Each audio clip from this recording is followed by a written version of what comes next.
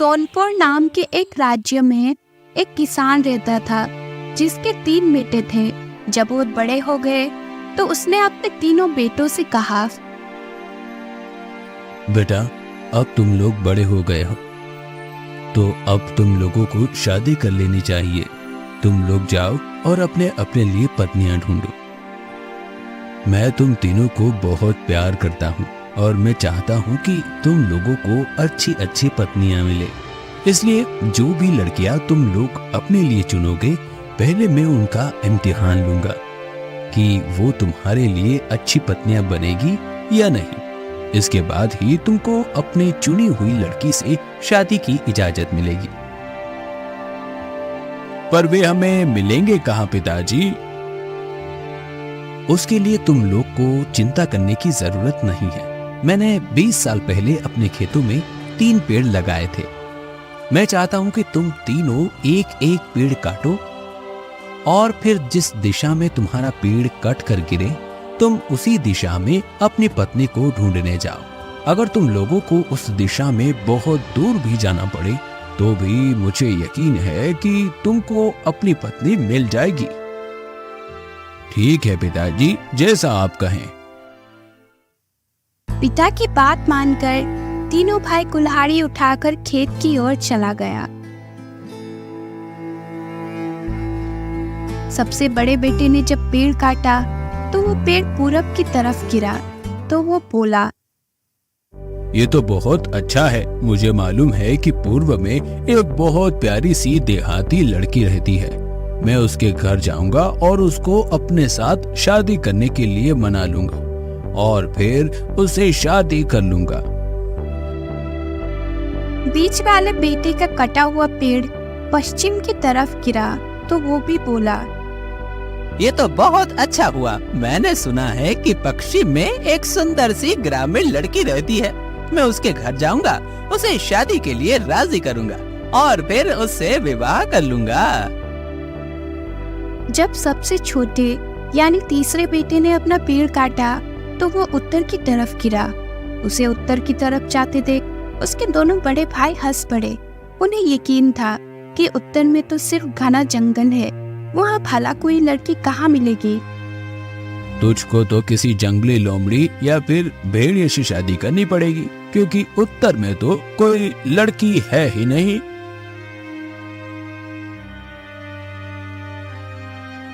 फिर भी सबसे छोटा बेटा, जिसका नाम आदित्य था, अपने पिता की इच्छा का मान रखते हुए पत्नी की तलाश में जंगल की ओर चल पड़ा। उसके दोनों बड़े भाइयों ने अपनी होने वाली पत्नियों को खुश करने के लिए उपहार चुने और अलग अलग दिशाओं में रवाना हो गए। आदित्य भी उत्तर दिशा में घने जंगल के बीच से गुजरता हुआ आगे बढ़ने लगा। हालांकि उसे पूरा विश्वास था कि वहाँ कोई लड़की नहीं मिलेगी जो उसकी पत्नी बन सके। इसके बावजूद वो बिना रुके जंगल के अंदर दूर तक चलता चला गया। कुछ समय बाद वो एक झोपड़ी के पास पहुंचा। झोपड़ी को देखते ही उसके दिल तेजी से धड़कने लगा। उसे अचानक ही एहसास हुआ कि शायद उसे यहाँ उत्तर में ही अपनी पत्नी मिल जाए।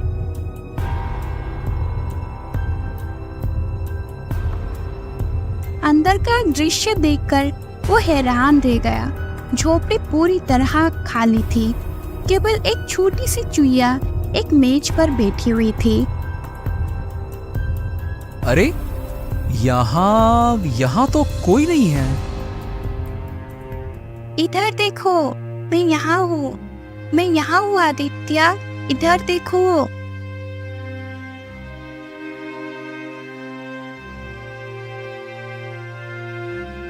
अरे तुम तो एक छोटी सी चूहिया हो और तुम मेरा नाम भी जानती हो। वाह यार, मुझे तो आशा थी कि मुझे यहाँ एक सुंदर सी लड़की मिलेगी जिसे मैं अपनी पत्नी बनाऊंगा। सुंदर सी लड़की? तब आदित्य ने चुईया को अपने और अपने भाइयों की शादी के बारे में और अपने पिता की इच्छा बताई। फिर वो बोला, हाँ, मुझे पता है कि मेरे दोनों भाई अपनी अपनी पत्नियां ढूंढ लेंगे, पर मैं ये नहीं चाहता कि मेरे पिता मुझसे निराश हों या ये सोचे कि मैं अपनी पत्नी ढूंढ नहीं सका। मैं भी उनकी इच्छा पूरी करना चाहता हूं, लेकिन मुझे समझ नहीं आ रहा कि मैं क्या करूं। तो तुम मुझसे ये क्यों नहीं कहते कि मैं तुम्हारी पत्नी बन जाऊं? यहाँ उत्तर में तो कोई लड़की रहती नहीं, लेकिन मैं तुम्हें बहुत प्यार करूंगी और हमेशा तुम्हारे लिए वफादार भी रहूंगी। चुईया की मीठी आवाज सुनकर आदित्य खुश हो गया और अपने आप से बोला, हाँ ठीक है, वो छोटी सी चूहिया। मैं अपने पिता से जाकर कह दूंगा कि मुझे अपनी पत्नी मिल गई है। पर तुम्हारे लिए एक चुईया से शादी करना बहुत मुश्किल होगा। ऐसा करते हैं कि मैं यही रह जाती हूँ, तब तक तुम अपने पिता को इस खबर के लिए तैयार करके आओ। आदित्य को समझ में आ गया कि वो चुईया ठीक कह रही थी, तो वो चुईया को वही छोड़कर अकेला ही घर वापस लौट गया। मैं पूरब की ओर चलता गया और चलता ही गया। आखिरकार मुझे एक छोटी सी झोपड़ी दिखाई दी। झोपड़ी के बाहर एक सुंदर सी लड़की बैठी हुई थी। मैं उनके पास गया और उनसे पानी मांगा। हमारी बातों का सिलसिला शुरू हो गया और धीरे धीरे बातों ही बातों में मैंने उन्हें शादी के लिए मना लिया। और हाँ, तुम सबको पता है, मेरी वाली की आंखें तो बिल्कुल परी जैसी सुंदर है। उनकी आंखों में ऐसा जादू है कि एक बार जो देख ले वो खो जाए। हाँ, और मेरी वाली भी किसी से कम नहीं। उसके बाल और मुस्कान दोनों ही बेहद खूबसूरत है। जब वो मुस्कुराती है तो ऐसा लगता है जैसे आसमान में तारे झिलमिला रहे हो। और उसके बाल, वो तो जैसे रेशम के धागों की तरह मुलायम और चमकदार है। मैं तो पहली नजर में ही उनसे प्यार में डूब गया था। दोनों भाइयों ने आदित्य से इतनी जोर से कहा ताकि उसके पिता भी सुन ले। तुम लोग मेरी चिंता छोड़ दो, मुझे तो एक बड़ी प्यारी और नाजुक सी चीज मिल गई है, और वो तो मखमल के कपड़े पहनती है। इतने नरम और खूबसूरत कि देखो तो बस हाँ देखते रह जाओ। मखमल के कपड़े? अरे तू तो ऐसी बात कर रहा है जैसे उत्तरी जंगल में कोई राजकुमारी ढूंढ ली हो। हाँ बिल्कुल, राजकुमारी जैसी है वो। अरे मखमल के कपड़े पहनती है और क्या तो लगती है। जब वो मेरे लिए गाती है ना, आए हाय हाय हाय हाय, उसकी मीठी आवाज सुनकर ऐसा लगता है कि जैसे सारा जंगल उसकी धुन पर झूम रहा हो।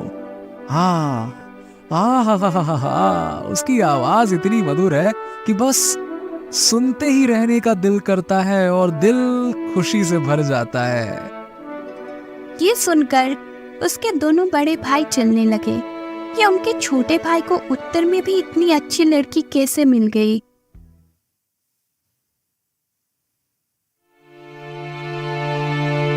मैं अब भी ये तय नहीं कर पा रहा हूँ कि तुम तीनों में से किसको सबसे अच्छी पत्नी मिली है। इसलिए मैं चाहता हूँ कि मेरी हर एक बहू मेरे लिए रोटी बनाए, ताकि मैं ये देख सकूं कि वो तुमको ठीक से खाना खिला सकेगी या नहीं। मुझे मालूम है कि मेरी वाली सबसे अच्छी रोटी बनाएगी, पर आदित्य, तुम्हारी राजकुमारी क्या करेगी? आप पता नहीं, ये तो मुझे उससे पूछने पर ही पता चलेगा। पर असल में तो वो चिंता कर रहा था कि उसकी चुईया रोटी बनाएगी भी तो कैसे बनाएगी। उसके बाद वो तीनों भाई एक साथ घर से निकल पड़े अपनी अपनी होने वाली पत्नियों से रोटी बनवाने के लिए। छोटी चुईया ने जब आदित्य को वापस आते देखा तो वो खुश हो गई।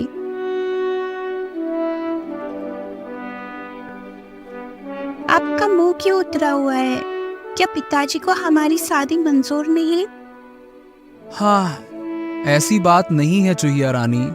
असल में जब मैं घर पहुंचा और अपने दोनों भाइयों को अपनी अपनी पत्नी के बारे में बताते हुए सुना तो मैंने भी कह दिया कि मुझे तो एक राजकुमारी मिल गई है। लेकिन जब पिताजी ने हम सबकी पत्नियों के बारे में सुना तो वो ये तय नहीं कर पाए कि किसकी पत्नी सबसे अच्छी होगी। इसीलिए उन्होंने हम तीनों को कहा कि हम अपनी अपनी पत्नियों से रोटी बनवा कर लाएं, ताकि वो फैसला कर सकें कि कौन सबसे बेहतर है। मैं तो इस बात से घबरा रहा हूं कि तुम रोटी कैसे बनाओगे। अरे, तुम इस बात की चिंता कर रहे हो? तुम बस आराम से बैठो और देखते रहो। तुम्हें तुम्हारी रोटी जरूर मिलेगी आदित्य, बस थोड़ा सा सब्र रखो। आदित्य ने देखा कि छोटी चूहिया के बुलाते ही दरवाजे से बहुत सारे चूहे बाहर आ रहे थे। छोटी चूहिया ने उनसे कहा, तुम सब जाओ और गेहूं के सबसे बढ़िया वाले दाने लेकर आओ। वो सब चूहे तुरंत वहां से चले गए और कुछ ही देर में गेहूं के सबसे बढ़िया वाले दाने लेकर वहां आ गए। छोटी चूहिया ने उन गेहूं से रोटी बनाना शुरू कर दिया। आदित्य बड़े आश्चर्य से उस छोटी चूहिया को गेहूं के दाने से रोटी बनाते हुए देखता रहा।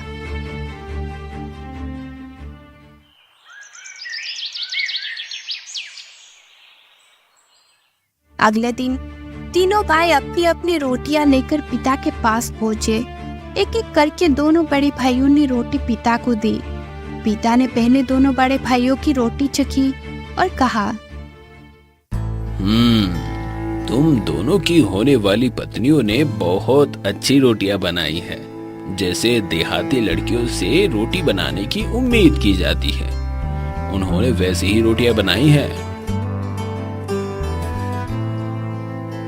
वो संतोष था कि शादी के बाद उसके दोनों बहुएं उसके बेटों को ठीक से खाना खिलाती रहेगी। तब आदित्य ने अपनी रोटी अपने पिता को दी। पिता ने रोटी को चखा और बोला, अरे, ये रोटी तो बहुत ही सुंदर और सफेद है। जरूर किसी बढ़िया और महंगे अनाज से बनी है। लगता है कि तुम्हारी होने वाली पत्नी बहुत अमीर है। हाँ पिताजी, उसने तो बस इशारा किया और उसके नौकर तुरंत आटा लेकर हाजिर हो गए। फिर उसने उसी आटे से रोटी बना दी। बस बन गई रोटी। ये सब तो ठीक है, पर अब हम एक और परीक्षा लेना चाहते हैं। तुम्हारी होने वाली पत्नियों को एक और काम करना पड़ेगा। मैं देखना चाहता हूँ कि क्या वे सिलाई भी कर सकती हैं या नहीं। तुम लोग जाओ और उनके हाथ से बने हुए कपड़ों का नमूना लेकर आओ। ये सुनकर दोनों बड़े भाई खुश हुए, क्योंकि उन्हें पता था कि उनकी होने वाली पत्नियां कपड़ा बुनना जानती थी। और वे सोच रहे थे कि कोई राजकुमारी तो कपड़ा बुन ही नहीं सकती। हाय, अब मैं क्या करूं? मेरी चूहिया ने तो रोटी बना दी, लेकिन अब ये कैसे कहूं कि वो कपड़ा भी बुन सकती है या नहीं। फिर भी वो ये सोचकर मुस्कुराया कि अगर चूहिया कपड़ा ना भी बुन सकी तो कम से कम वो उस बोलने वाली चूहिया से फिर से मिल तो सकेगा। जब आदित्य चूहिया के पास पहुंचा तो चूहिया उसको फिर से देखकर बहुत खुश हो गई और वो तुरंत ही आदित्य के पास आ गई।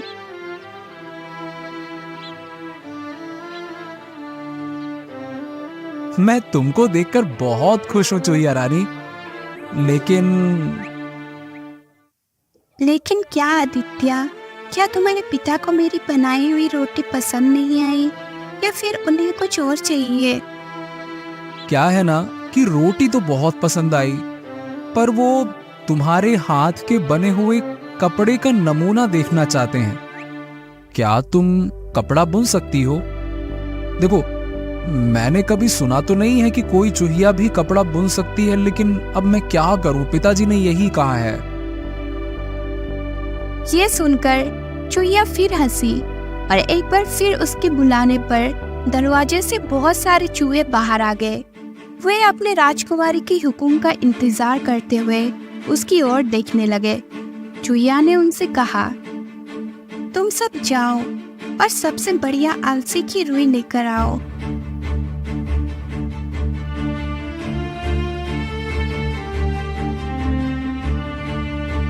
जब चूहे आलसी की रुई ले आए तो चूहिया ने उस रुई से बेहद बढ़िया धागा काटना शुरू किया। धागा काटने के बाद उसने उससे बहुत ही सुंदर कपड़ा बुना। वो कपड़ा इतना बेहतरीन और बारीक था कि उसने उसे बनाकर एक डिब्बे में रख दिया। फिर वो आदित्य की ओर देखकर बोली, लो, इस डिब्बे को तुम अपने पिता के पास ले जाओ। इससे उनको पता चल जाएगा कि मैं कपड़े बुन सकती हूँ या नहीं।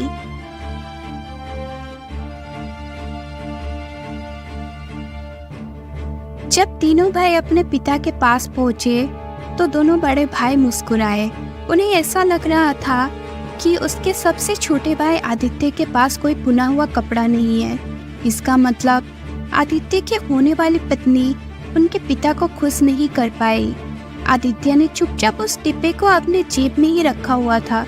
पिता ने पहले दोनों बड़े भाई का कपड़ा देखा और कहने लगा, तुम्हारी होने वाली पत्नियां तुम्हारे लिए अच्छा कपड़ा बनाएगी, तुम्हें ठीक से कपड़े पहनाएगी और तुम्हें गर्म रखेगी। उनका काम सादा है, लेकिन समय के साथ इसे और बेहतर किया जा सकता है। फिर उसने आदित्य से पूछा, बेटे, तुम्हारी होने वाली पत्नी के हाथ का बना हुआ कपड़ा कहाँ है? क्या तुम्हारी होने वाली पत्नी तुम्हारे लिए कोई कपड़ा बुन नहीं सकी? आदित्य ने अपने जेब से डिब्बा निकालकर पिताजी को दे दिया। उसके भाइयों ने डिब्बा देखा और हंस पड़े। अच्छा, तो तुम्हारी राजकुमारी ने हमारे पिताजी को कपड़े की बजाय एक डिब्बा भेजा है। तब उनके पिता ने उस डिब्बे को खोला तो देखा कि उसके अंदर तो बढ़िया सा सजाया हुआ एक कपड़ा रखा था। उसने जब कपड़े को निकाला तो देखा कि वो तो दुनिया के सबसे अच्छा कपड़ा था। उसने तो इतना अच्छा कपड़ा पहले कभी देखा ही नहीं था। उसको देखकर तो उसके दोनों बड़े भाइयों की हंसी रुक गई। पिता को भी उस कपड़े को देखकर बहुत आश्चर्य हुआ और वो भी बोले, ये तो बहुत सुंदर कपड़ा है। तुम्हारी होने वाली पत्नी ने इतना सुंदर और बढ़िया कपड़ा कैसे बुन लिया? उसने बस आदेश दिया और उसके नौकर उसके लिए असली की रुई लेकर आ गए। फिर उसने उस रुई का धागा बनाया और इस तरह से ये सुंदर कपड़ा बुन दिया उसने। ये सब तो बहुत अच्छा था। अब मैं तुम लोगों की होने वाली पत्नियों से मिलना चाहूंगा, ताकि फिर तुम लोगों की शादी की जा सके। तो तुम लोग जाओ और उनको यहाँ लेकर आओ।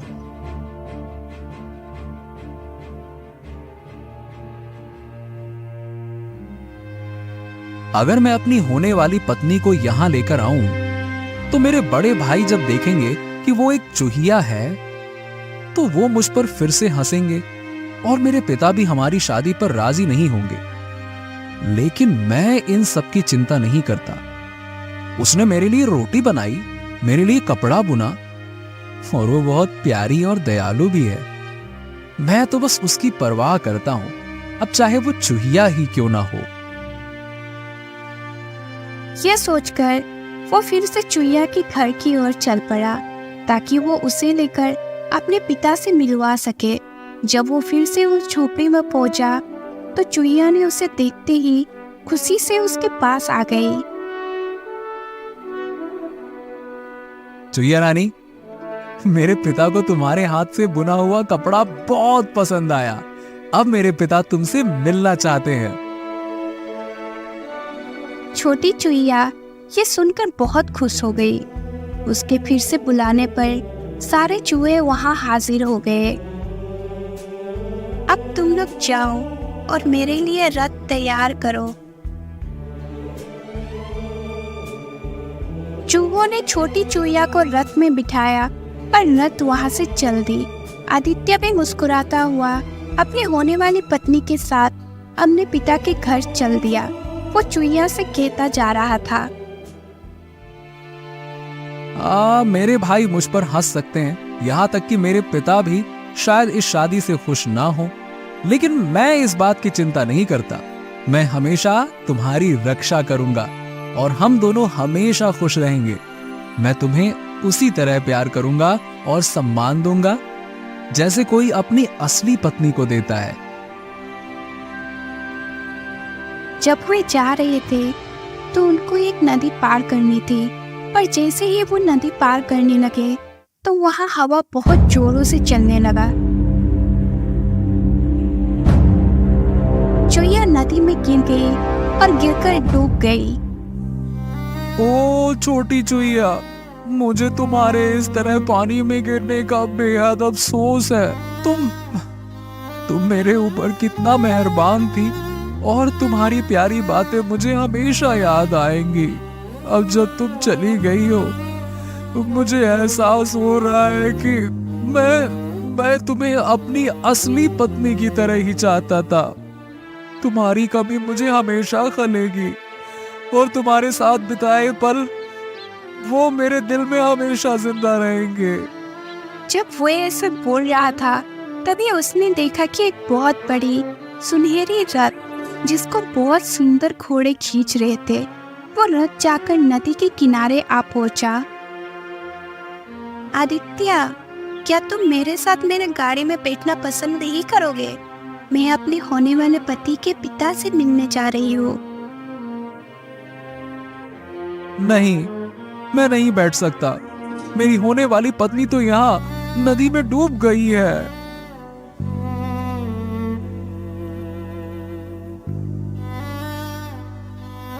तुमने मुझे नहीं खोया है आदित्य। मैं तुम्हारी वो छोटी चुईया हूँ। मैंने ही तुम्हारे पिता के लिए रोटी बनाई थी और कपड़े बुने थे। दरअसल मैं एक जादू के असर में थी जिसने मुझे चुईया बना दिया था, लेकिन जब तुमने कहा कि तुम मुझसे प्यार करते हो, उसी पल वो जादू टूट गया और मैं फिर से इंसान बन गई। चलो अब हम तुम्हारे पिता के पास चलते हैं ताकि वो हमारी शादी की इजाजत देते। फिर वो आदित्य के पिता के घर पहुंचे। वहां जाकर वो उन लड़कियों से मिला जो भाइयों से शादी करने वाली थी। पिता ने सबको अपना आशीर्वाद दिया और अपने सब बेटों की शादी उनकी लाई हुई लड़कियों से करवा दी। आदित्य के दोनों बड़े भाई अपनी पत्नियों के साथ अपने पिता के यहाँ आराम से रहने लगे। आदित्य अपनी चुईया से बनी राजकुमारी के साथ उसके राज्य चला गया। वहाँ वो दोनों खुशी खुशी जीवन व्यतीत करने लगे।